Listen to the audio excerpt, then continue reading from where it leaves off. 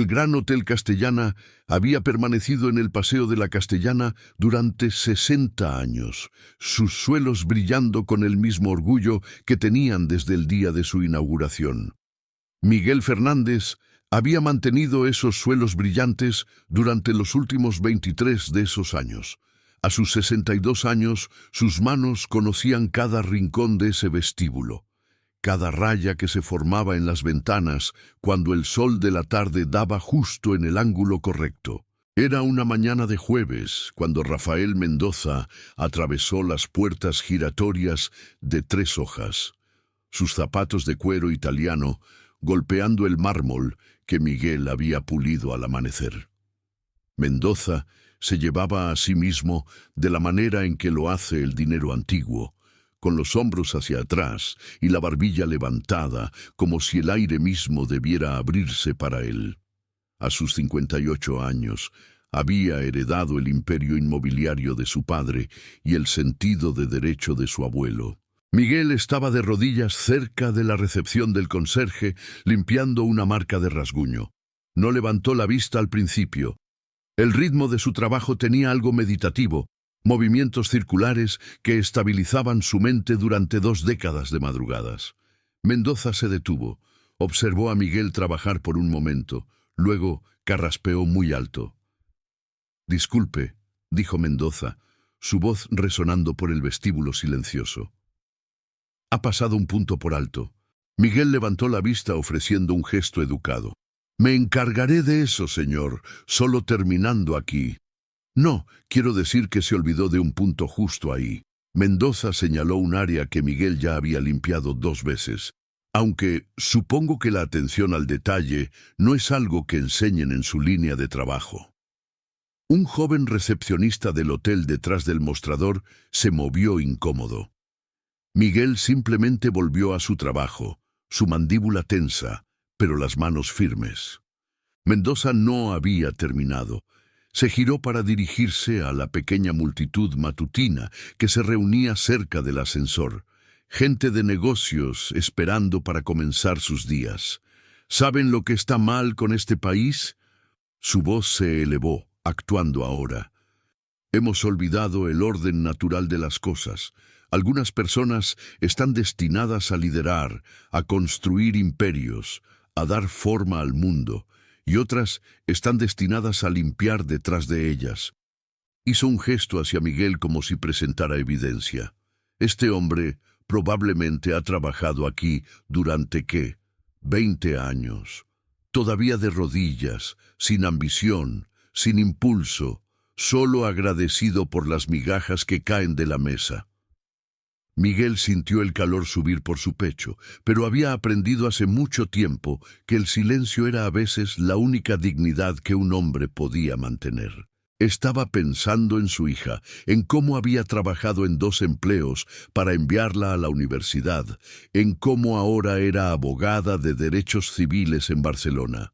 Pensó en su difunta esposa Carmen, quien siempre le decía que el carácter no se trataba de lo que hacías cuando la gente miraba, sino de quién eras cuando nadie se daba cuenta. El ascensor sonó, las puertas se abrieron y salió una niña de 8 años con trenzas prolijas y uniforme escolar. Esta era Luna García, nieta del chef principal del hotel. A menudo pasaba antes de la escuela para desayunar con su abuelo. Luna había sido enseñada por sus padres a notar las cosas. Notaba cuando sus profesores estaban cansados, notaba cuando la sonrisa del guardia de cruce no llegaba a sus ojos, y notó el tono cruel en la voz del hombre bien vestido. Caminó directamente hacia Mendoza y lo miró con la curiosidad intrépida de la infancia. «Disculpe, señor», dijo, su voz clara y firme. «¿Por qué está siendo malo con el señor Miguel?» Mendoza parpadeó, tomado por sorpresa. «No estoy siendo malo, niña. Simplemente estoy afirmando hechos». «Mi profesora dice que los hechos necesitan contexto», respondió Luna. Se volvió hacia Miguel. «Señor Miguel, ¿cuánto tiempo ha trabajado aquí?» Miguel le sonrió con ternura, la primera calidez real que cruzó su rostro esa mañana. 23 años, cariño. Luna se volvió hacia Mendoza. Y en 23 años, ¿sabe lo que ha hecho el señor Miguel? No esperó una respuesta. Encontró la cartera de mi abuelo cuando se cayó detrás de un radiador. Llamó a una ambulancia cuando la señora Pérez del 5º piso tuvo dolores en el pecho. Salvó al gato del hotel cuando se quedó atascado en el sistema de ventilación. Ayudó a mi mamá a cargar nuestras compras cuando le dolía la espalda. El vestíbulo se había quedado en silencio. La gente había dejado de revisar sus teléfonos. Mi abuelo dice que el señor Miguel es el corazón de este hotel, continuó Luna. Él dice que la bondad es una elección que haces cada día, y algunas personas tienen suficiente coraje para seguir eligiéndola, incluso cuando otros no lo notan. Miró a Mendoza con ojos que no contenían ira, solo genuino desconcierto. Usted tiene un traje bonito y zapatos elegantes, pero no sé su nombre. Todo el mundo aquí conoce al señor Miguel. Recuerda el cumpleaños de la hija del portero. Pregunta al chef sobre su artritis. Guarda barras de granola extra en su carrito para las personas sin hogar que duermen cerca de la entrada del metro. Luna dio un pequeño paso más cerca. Mi papá dice que algunas personas miden su valor por cuánto dinero tienen, pero en realidad deberíamos medir por cuánto amor damos. ¿Cómo mide usted el suyo? El silencio que siguió fue profundo. La cara de Mendoza había pasado por varios tonos de rojo. Alrededor del vestíbulo hubo gestos de asentimiento, algunas afirmaciones susurradas. El joven empleado detrás del mostrador ya no fingía no estar escuchando. Mendoza abrió la boca, luego la cerró. Quizás por primera vez en su vida adulta no tenía una respuesta preparada. Miró a Miguel, realmente lo miró, y vio no a un conserje, sino a un hombre cuya dignidad silenciosa hablaba más alto que cualquiera de sus logros. Miguel se levantó lentamente, sus rodillas crujiendo ligeramente. Puso una mano suave en el hombro de Luna. Está bien, pequeña. A veces la gente tiene malas mañanas. Pero Luna no había terminado del todo. Mi abuela murió el año pasado, dijo suavemente, y ahora había emoción en su voz. En su funeral vinieron cientos de personas. Fue dueña de la cafetería de una escuela primaria durante 34 años. Vino el alcalde de Madrid, vinieron profesores, estudiantes que ahora eran adultos, con sus propios hijos vinieron. Todos dijeron lo mismo. Ella los hacía sentir vistos. Los hacía sentir que importaban. Una lágrima rodó por la mejilla de Luna. La persona más rica en el funeral probablemente fue el gerente del banco. Pero ¿sabe qué? A nadie le importó. Les importó que mi abuela recordara sus nombres, que siempre tuviera palabras amables, que dejara el mundo un poco más cálido. Miró a Mendoza una vez más. Cuando usted se vaya, señor, ¿la gente llorará porque extrañará su bondad o solo hablarán de su dinero? La pregunta quedó suspendida en el aire como la luz de la mañana a través de las vidrieras, iluminando todo lo que tocaba. Mendoza se quedó muy quieto. Algo detrás de sus ojos cambió, se agrietó como el hielo comenzando a derretirse. Pensó en el funeral de su propio padre, la lectura del testamento, los abogados, los silencios incómodos. No podía recordar a nadie llorando. Yo, comenzó. Luego se detuvo.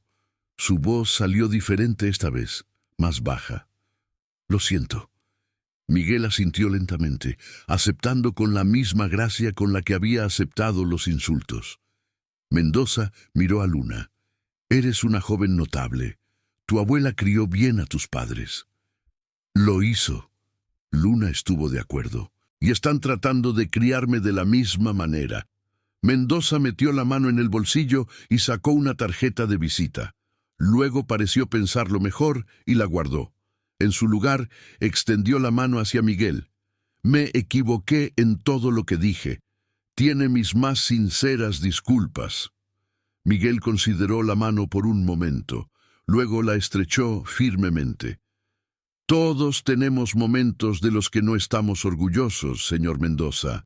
Es lo que hacemos después lo que cuenta. Los dos hombres mayores asintieron, y por un momento dos hombres de mundos completamente diferentes simplemente estaban juntos en comprensión. Cuando Mendoza se dio la vuelta para irse, hizo una pausa. El lugar donde estaba puliendo, dijo en voz baja: «Es perfecto, todo el suelo es perfecto, gracias por su cuidado». Miguel sonrió. «Solo haciendo mi trabajo, señor. Que tenga un buen día». Después de que Mendoza se fue, el vestíbulo lentamente volvió a la vida. Luna abrazó a Miguel por la cintura y él le dio unas palmaditas en la cabeza con cuidado. «No necesitabas hacer eso, pequeña, pero gracias». «Abuela siempre decía que teníamos que defendernos por lo que es correcto», respondió Luna. «Incluso cuando tenemos miedo». «¿Tenías miedo?», preguntó Miguel. «Un poco», admitió, «pero la mayor parte del tiempo solo estaba triste de que alguien pudiera ser tan malo con alguien tan bueno». Miguel se arrodilló a su nivel, ignorando la protesta de sus rodillas. «El mundo puede ser duro a veces, Luna. La gente lleva dolor y miedo, y a veces sale como ira hacia los demás. Tu abuela tenía razón al enseñarte a hablar, pero también te enseñó algo aún más importante». «¿Qué es eso?», preguntó Luna. «Compasión», dijo Miguel. «No le gritaste a ese hombre, no lo insultaste, solo lo ayudaste a ver lo que se estaba perdiendo. Eso es sabiduría más allá de tus años». 3 meses después, el Gran Hotel Castellana recibió una donación anónima para establecer un fondo de becas para hijos de trabajadores de la hostelería que buscaban educación superior. El fondo era lo suficientemente sustancial como para enviar a una docena de niños a la universidad cada año.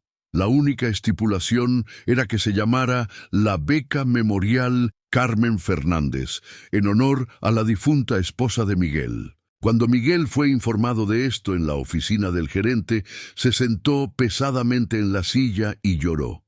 El gerente, malinterpretando, comenzó a disculparse por haberlo molestado, pero Miguel negó con la cabeza. «Estas son lágrimas buenas», dijo. «Mi Carmen siempre creía que la bondad se propagaba hacia afuera. Creo que tal vez alguien finalmente sintió esa onda de regreso». Años después, Luna se convertiría en maestra ella misma y les contaría a sus estudiantes sobre el día en que habló en el vestíbulo de un hotel.